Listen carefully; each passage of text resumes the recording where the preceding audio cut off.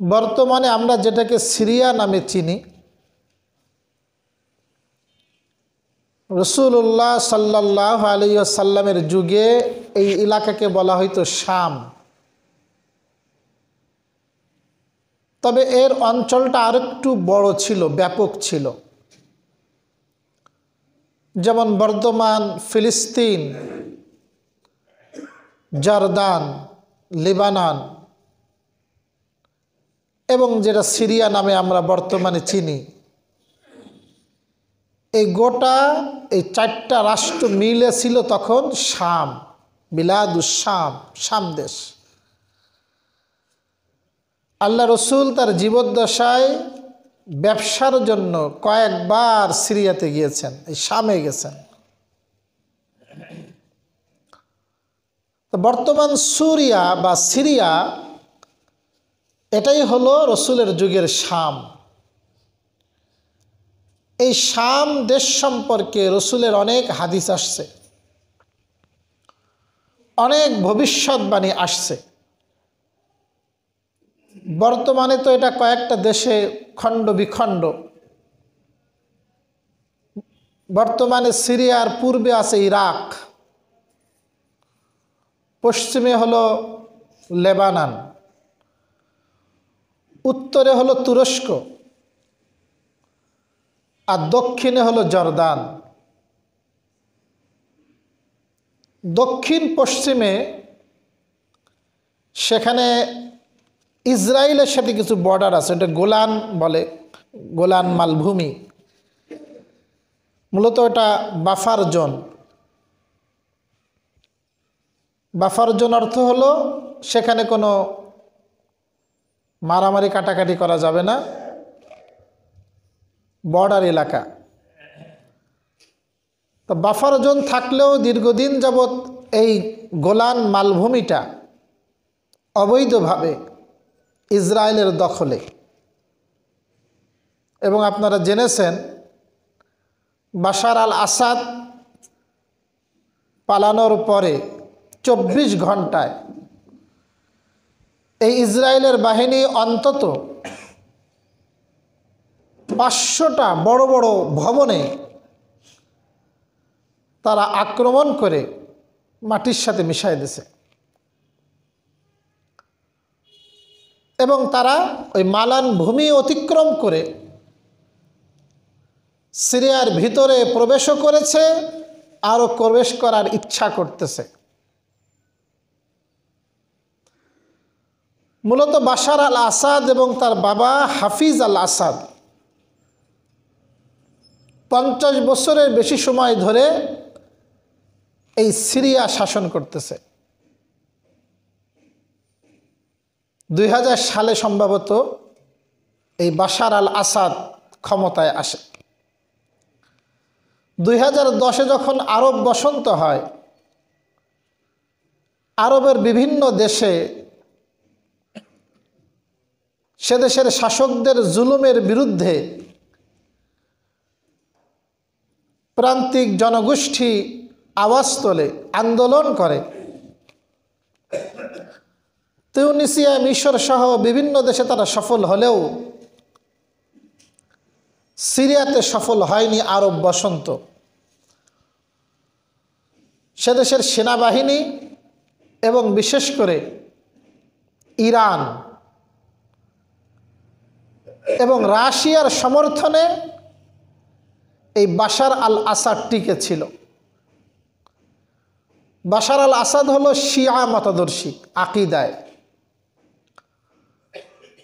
এ কারণে ইরানের সমর্থন তারা পেয়েছিল, ওদিকে রাশিয়ার সমর্থনও ছিল। রাশিয়া ইদানিং ইউক্রেন যুদ্ধ নিয়ে ব্যস্ত, ইরান নিজেরা নিজেদের নিয়েই ব্যস্ত। এই ফাঁকে হায়াত তাহরির আশ-শামস HTS এর প্রধান হলো মোহাম্মদ আল জুলানি। এ হালব শহরে দখলে ছিলেন, সেখান থেকে তারা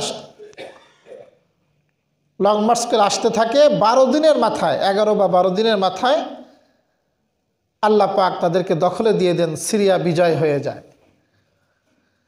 এই বাশার আল আসাদ ক্ষমতায় থাকার জন্য পত্রিকার সংবাদ অনুপাতে অন্তত 4 লক্ষ মানুষকে খুন করেছে। কত লাখ?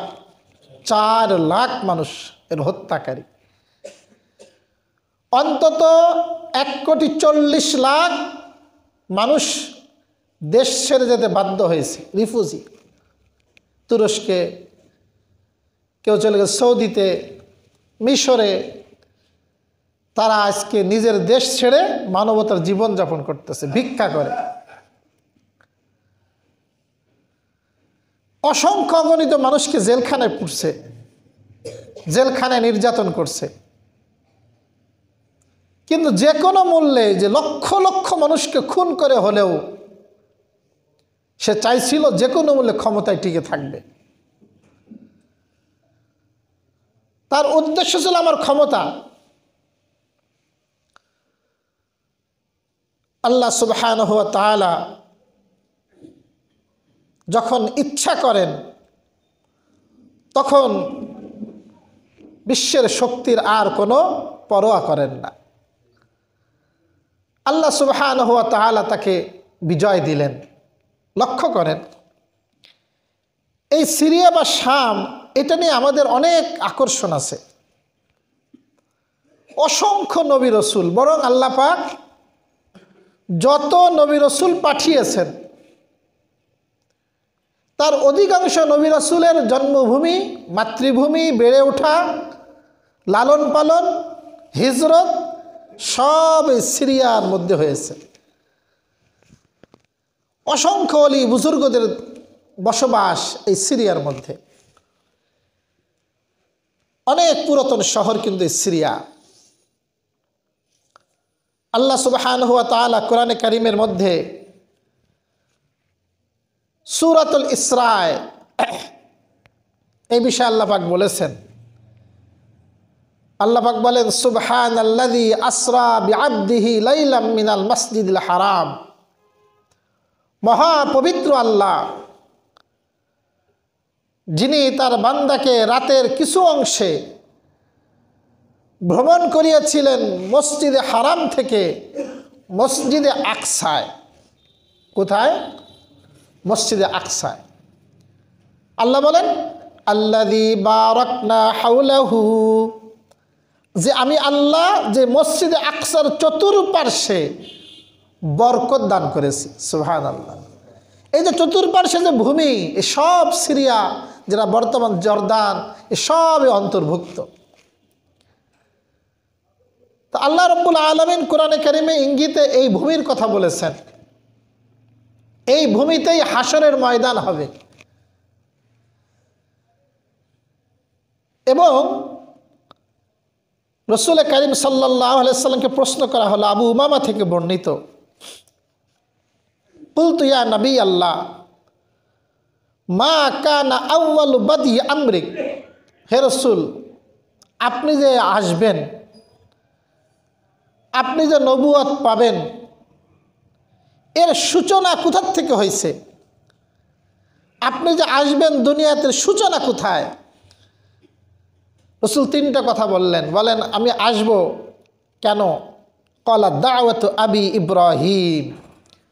আমি হলাম আমার পিতা ইব্রাহিমের দোয়ার ফসল। সুবহানাল্লাহ। ইব্রাহিম আলাইহিস সালাম দোয়া করেছিলেন, সে দোয়ার বদৌলতে আল্লাহ তাআলা রসুলকে পাঠিয়েছেন।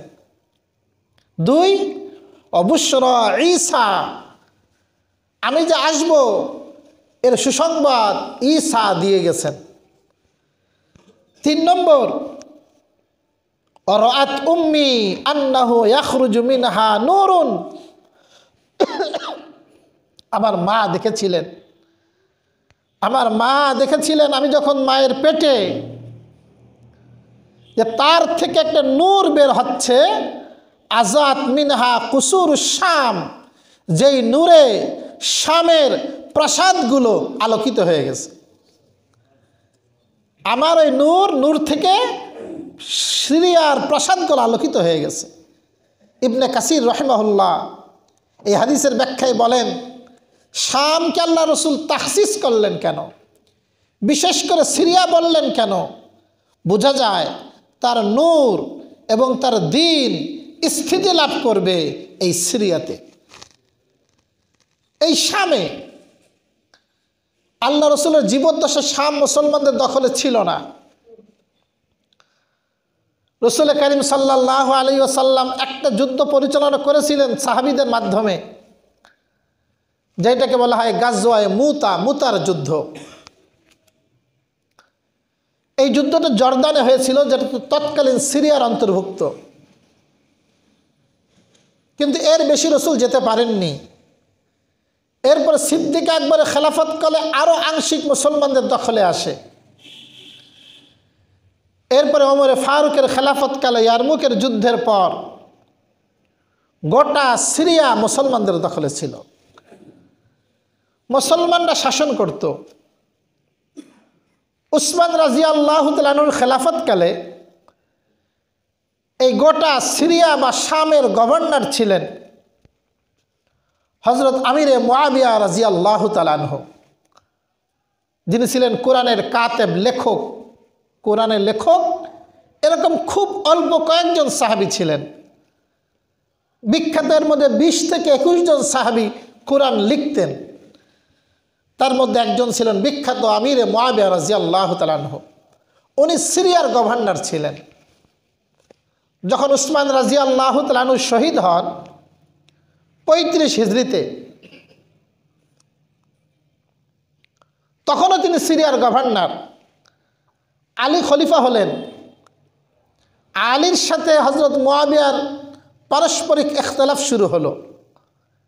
ইখতিলাফের ভিত্তি এটা ছিল, উসমান রাদিয়াল্লাহু তাআলা আনহুর বক্তব্য ছিল, সর্বপ্রথম আগে আপনাকে উসমান হত্যার বদলা নিতে হবে। আগে আপনি উসমানের খুনির শাস্তি নিশ্চিত করবেন, এরপরে অন্য কাজ। আর আলী রাদিয়াল্লাহু তাআলার বক্তব্য ছিল, দেশের অবস্থা এখন টালমাটাল, বিভিন্ন কুচক্রীরা বিভিন্ন স্থানে ওত পেতে আছে। এই মুহূর্তে যদি আমি উসমান হত্যার বদলা শাস্তি দিতে যাই, দেশে আবার বিশৃঙ্খলা দেখা দিতে পারে। আগে দেশটা ঠান্ডা হোক, সব জায়গায় সমান আমার কর্তৃত্ব আসুক, এরপরে আমি উসমান হত্যার বদলা নিব। মূলত ইখতিলাফ ছিল এতটুকু। তা উনি আলীর খেলাফত কাল থেকেই ছিলেন সিরিয়াতে। এরপরে 40 হিজরিতে হযরত আলী ইন্তেকাল করলেন। আলী রাদিয়াল্লাহু তাআলা আনহু ইন্তেকালের আগে মদিনা থেকে দারুস সালতানাত পরিবর্তন করলেন। ইসলামী রাজধানী নিয়ে গেলেন ইরাকের কুফাতে। ইরাকের কুফা ছিল দারুস সালতানাত, ইসলামী রাজধানী। আলী রাদিয়াল্লাহু তাআলা আনহুর পরে হাসান খলিফা হলেন। 6 মাস ছিলেন। 6 মাস পরে উনি অব্যাহতি নিলেন। এরপরে খলিফা হলেন হযরত আমিরে মুআবিয়া রাদিয়াল্লাহু তাআলা আনহু। ইনি দারুস সালতানাত, যেহেতু উনি আগের থেকেই বসবাস করেন সিরিয়াতে, দিমাশকে, যেটাকে আমরা বলি দামেস্ক, এই দিমাশকে তিনি দারুস সালতানাত নিয়ে গেলেন। উনি যে 20 বছর ক্ষমতা চালাইছেন, রাষ্ট্র পরিচালনা করেছেন, এই প্রায় 41 হিজরি থেকে 60 হিজরি পুরা গোটা শাসনামল ইসলামী রাজধানী ছিল এই দামেস্ক বা দিমাশক। মুসলমানদের প্রচুর কৃষ্টি কালচার সেখানে ছিল। তো যাই হোক, তো এই সিরিয়ার সাথে আল্লাহ রসুলের অনেক বর্ণনা আসছে। যেমন এক বর্ণনা রসুল বলেন, লা তাজালু তাইফাতুম মিন উম্মতি মানসুরিন, আমার একটা দল সর্বদাই আল্লাহ তাআলার পক্ষ থেকে সাহায্য প্রাপ্ত থাকবে।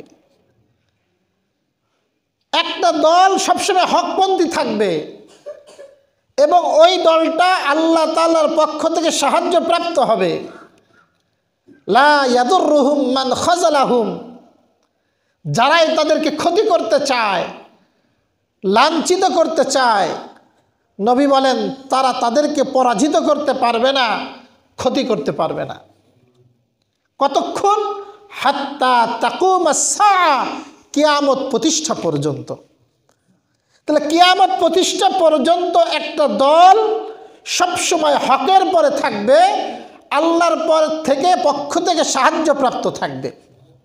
এই হাদিসের ব্যাখ্যায় সকল উলামায়ে কেরাম বলেছেন সেই দলটা যেখানে অবস্থান করবে সেই স্থানটা হলো এই সিরিয়াতে তার অবস্থান করবে। বাংলাদেশে না কোথায়? সিরিয়াতে। রসুলের হাদিস, রসুল বলেন আল্লাহুম্মা বারিক লানা ফি শামিনা, হে আল্লাহ তুমি আমাদেরকে বরকত দাও আমাদের এই শামে। রসুল শামকে বলছেন কাদের শাম? আমাদের শাম। শাম মানে সিরিয়া। হে আল্লাহ তুমি আমাদের শামে বরকত দাও। ওয়াফি ইয়ামানিনা, আল্লাহ তুমি আমাদের ইয়ামান দেশ, এখনো ইয়ামান নামে বিখ্যাত, এই ইয়ামান দেশেও তুমি বরকত দাও। আবার বললেন রসুল আল্লাহুম্মা বারিক লানা ফি শামিনা ওয়া ইয়ামানিনা। আবারও বললেন, তিনবার বললেন। সাহাবায়ে কেরামের পক্ষ থেকে কেউ কেউ বললেন অফি নাজদিনা, ইয়া রাসূলুল্লাহ আপনি বরকতের দোয়া করলেন ইয়ামানবাসীদের জন্য, সিরিয়াবাসীদের জন্য, তাহলে আপনি নজদের জন্য একটু দোয়া করেন, বরকতের দোয়া। নজদ এটা হলো ইরাকে। নজদ কোথায়? ইরাকে। এদের জন্য একটু দোয়া করেন, বরকতের দোয়া। তো রসুল্লাহ করলেন না, ভ্রুক্ষেপ করলেন না। রসুল্লাহ বললেন হুনাকা জালাজিলু ওয়াল ফিতানু ওয়াবিহা ইয়াতলুল কর্নুশ শাইতান, বলে সেখানে বিভিন্ন ভূমিকম্প হবে, বিভিন্ন ফিতনার সূচনা হবে, আর সেখানেই শয়তানের শিং উদিত হবে, মানে দাজ্জালের আবির্ভাব ওদিক থেকে হবে। তো আল্লাহ রসুল সাল্লাল্লাহু আলাইহি ওয়াসাল্লাম বরকতের দোয়া করেছেন কোন দেশের জন্য? এই সিরিয়া আর শামের জন্য। রসুল বলেন শেষ জামানায় কিয়ামতের যে আলামত, তার একটা আলামত হবে তাখরুজু নারুন মিন কিবালে হাজারা মাউত। হাজারা মাউত একটা জায়গা, এখান থেকে একটা আগুন বের হবে, আগুন। তাহশুরুন নাস, এই আগুনটা সব মানুষকে একত্রিত করবে, সব মানুষ আগুনের থেকে বাঁচার জন্য ছুটবে। কুল্লা ফামা তা'মুরুনা, সাহাবায়ে কেরাম বললেন যখন ওই আগুন আসতে থাকবে ধেয়ে আমাদের দিকে, আপনি আমাদেরকে কি আদেশ করেন, আমরা তখন কি করব? রসুল বলেন আলাইকুম বিশাম, তখন তোমাদের জন্য আবশ্যক তোমরা সিরিয়াতে চলে যাবে, তোমরা শামে থাকবা, এই আগুনের আযাব থেকে তোমরা রক্ষা পাবা। কোথায় গেলে?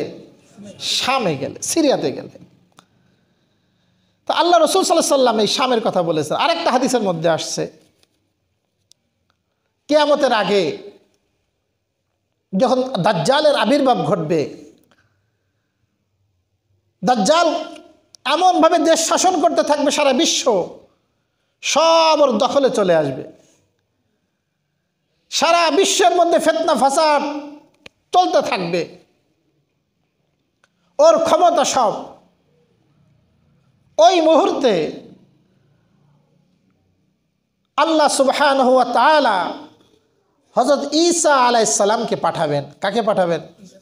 সহিহ হাদিস, ঈসা আলাইহিস সালাম এখনো বেঁচে আছেন, তিনি আসমানে আছেন, ফেরেশতার পাখায় ভর করে দামেস্কের সাদা মিনারা থেকে, উমাইয়া মসজিদ থেকে হযরত ঈসা আলাইহিস সালাতু ওয়াস সালাম নেমে আসবে। সুবহানাল্লাহ।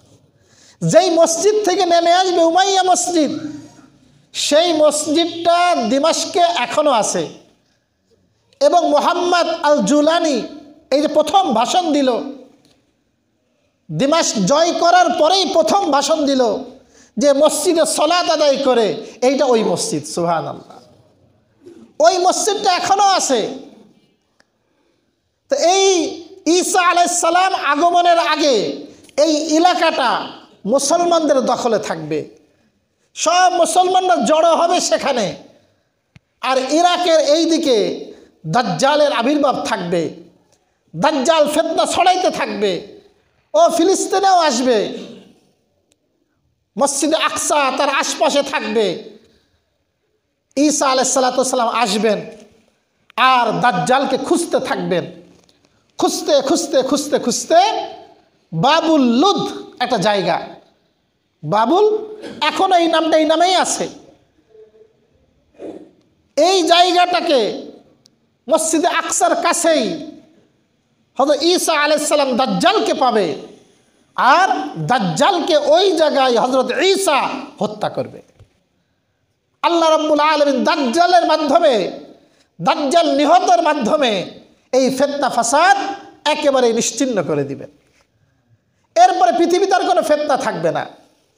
এরপরে শুধু শান্তি আর রহমত আর রহমত, আল্লাহ পাক বরকত নাজিল করবেন।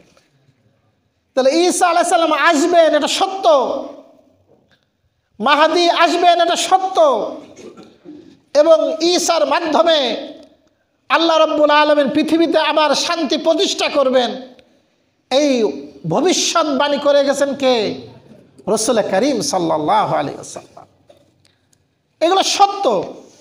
সুতরাং এই যে আজকে মুসলমানরা বিজয় লাভ করলেন, এটা আমাদের জন্য বড় আনন্দের, আবার আমাদের জন্য বড় সচেতনতারও।